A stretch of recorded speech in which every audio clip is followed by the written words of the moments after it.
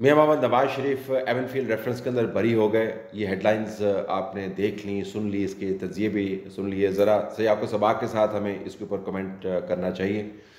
ये केस जब सामने आया तो उस वक्त पाकिस्तान का माहौल ऐसा था कि जैसे पाकिस्तान ने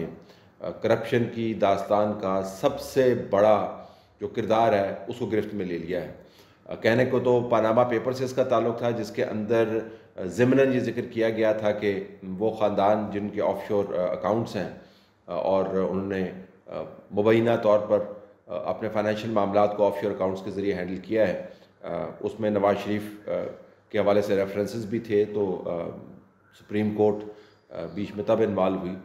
जब नवाज शरीफ के ऊपर दबाव ये बढ़ा कि आपने इसके बारे में कुछ ना कुछ करना है।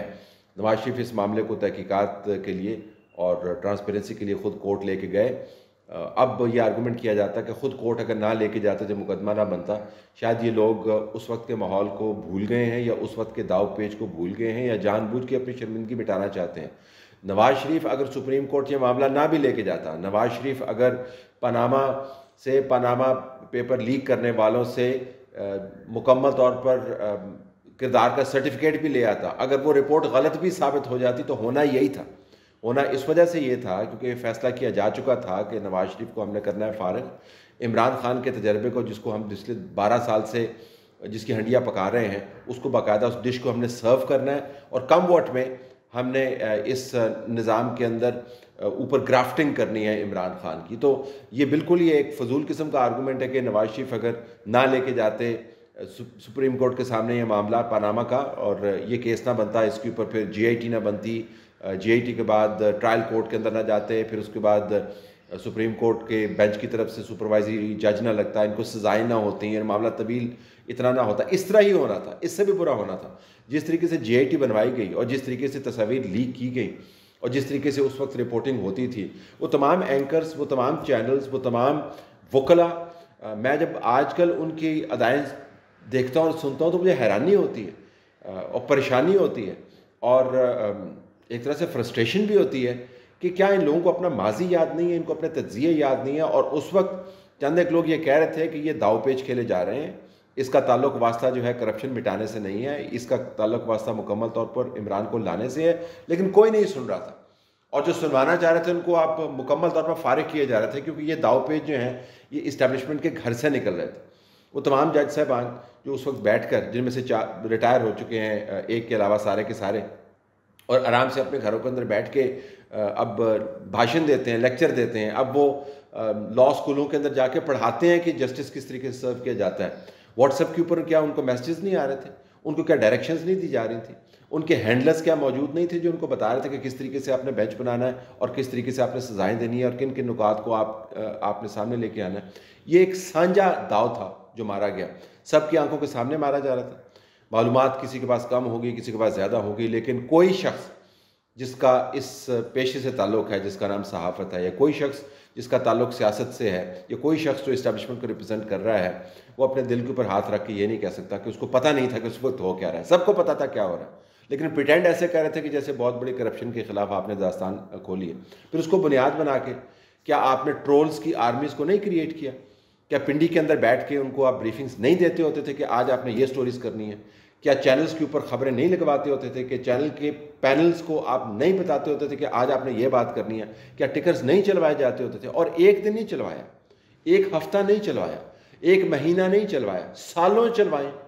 तो जज मैनिपुलेट हुए, शर्म की बात है, उनको डूब मरना चाहिए उन जजों को जो मैनिपुलेट हुए हैं। सहाफ़ी मैनिपुलेट हुए जिन्होंने मालूमात जानते हुए कि ख़राब मालूमात हैं उसकी तशहीर ऐसे की कि जैसे ये हरफ आखिर है। शर्म से डूब मरना चाहिए वो इस्टेब्लिशमेंट के तमाम लोग जो अब उसी नवाज शरीफ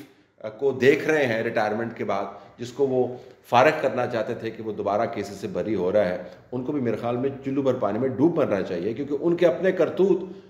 उनके अपने सामने आए हैं और नवाज शरीफ उससे बरी हुआ है। ये नवाज शरीफ के ख़िलाफ़ अगर मुकदमा होता, और एक नशिस्त के बारे में आपको पहले भी बता चुका हूँ, जब उस वक्त आर्मी चीफ ने कहा कि नवाज शरीफ का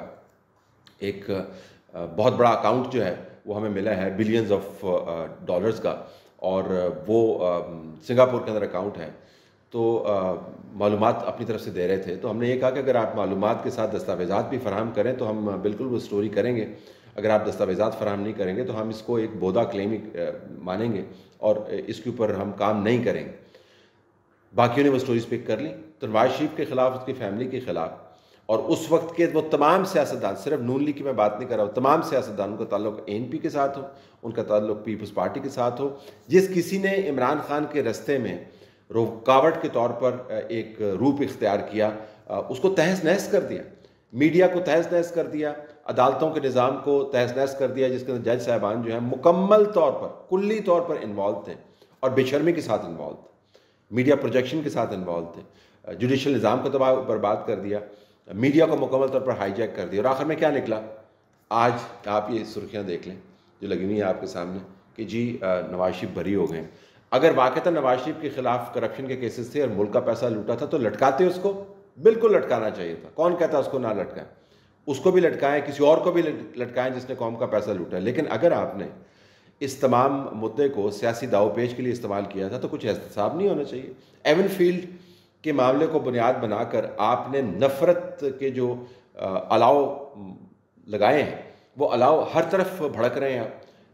فلیٹس کے باہر جا کے جو طوفان بدتمیزی ہے، وہاں کے لوگوں کی زندگی اجیرن کر دی ہے، وہاں پر پاکستان کی بدترین نمائندگی ہوتی ہے، وہاں پر جا کے آپ گند پھینکتے ہیں اپنا، وہاں پہ جا کے لوگ جو ہے نا تھوکے پھینکتے ہیں، وہاں پہ جا کے جو ڈپیوٹ کیے ہوتے ہیں نا، کیونکہ ہم نے سمبل بنانا تھا، یہ بنی گالہ کو آپ نے ایک سیاسی طور پر مقدس سمبل بنانا تھا، یہاں پر آپ نے ایک دربار قائم کرنا تھا، یہاں پر آپ نے ایک روحانیت قائم کرنی تھی، اور ایون فیلڈ کو آپ نے گندی ترین جگہ میں کنورٹ کرنا تھا۔ تو یہ ایک میڈیا مینوور تھا نا کہ بنی گالہ سے آپ نے روحانیت کو پروان چڑھوانا ہے، پرواز چڑھوانی ہے میڈیا کے ذریعے، اور ایون فیلڈ کے ذریعے آپ نے بتانا ہے یہ کتنے کرپٹ ہیں۔ This is the temple of corruption and this is the temple of virtue, this was the gambit that the establishment played. تو آخر میں کیا ہوا پھر؟ میرے خیال میں ایون فیلڈ جو ہے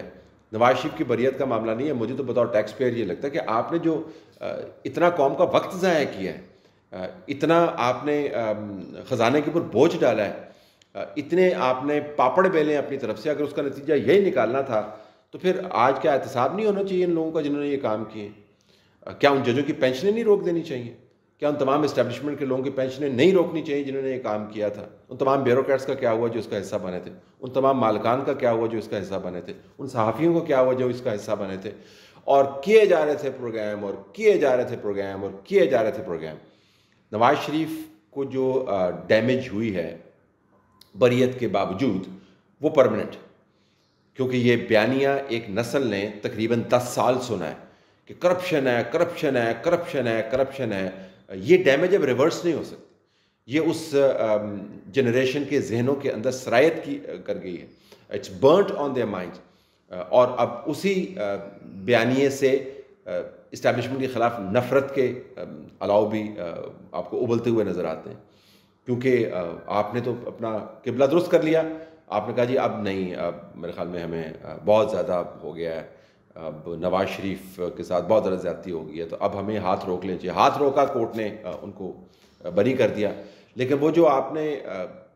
جڑیں گہری کر دی تھیں نواز شریف کے خلاف نفرت کی، دوسرے سیاستدانوں کے خلاف نفرت کی، پیپلز پارٹی کے خلاف نفرت کی، وہ جڑیں تو اب بہت گہری ہو گئی ہیں نا، ان کے اوپر تو بڑے بڑے درخت بن گئے ہیں۔ یہ ہو رہا ہے پاکستان کے اندر۔ تو ایک آپ نے جنگل کریٹ کیا اگنورنس کا، ایک جنگل کریٹ کیا آپ نے نفرت کا، ایک جنگل آپ نے کریٹ کیا بے ایمانی کا، ایک جنگل آپ نے کریٹ کیا آئین سے بے وفائی کا، اور وہ تمام لوگ جو اس کے اندر انوالو تھے، میرے خیال میں مقدمہ ان کے خلاف ہونا چاہیے۔ نواز شریف کو اس کے سیاسی طور پہ کیا فائدہ ہوگا، کیا نہیں ہوگا، اس نے جو حاصل کرنا تھا وہ کر لیا، لیکن اس مقدمے سے بریت سے جو چیز ثابت ہوتی ہے کہ پاکستان کے اندر جو اجتماعی طور پر جرائم کیے جاتے ہیں وہ افراد کے خلاف، ذوالفقار بھٹو کے خلاف اجتماعی جرم ہوا، بینظیر بھٹو کے خلاف اجتماعی جرم ہوا، جمہوریت کے خلاف اجتماعی جرم ہوا، اس کے مجرم جو ہے آرام سے ریٹائر ہو کے زندگیاں گزارتے ہیں، اور بعد میں ہمیں چھوڑ دیتے ہیں کہ جب اس کو کوئی نتیجہ نکلے تو اس کا ہم تجزیہ کر کے آپ کے سامنے رکھیں۔ جب تک آپ نے اس تمام ٹولے کا احتساب نہیں کیا جس نے اس ملک اور قوم کو گمراہ کیا اور اس ملک و قوم کا اتنا وقت ضائع کیا، تب تک بری ہونا نواز شریف کے لیے تو ایک شاید اللہ کی طرف سے انصاف کی ایک صورت ہو سکتی ہے، لیکن نہ پاکستان سے انصاف ہوا ہے نہ قوم سے انصاف ہوا.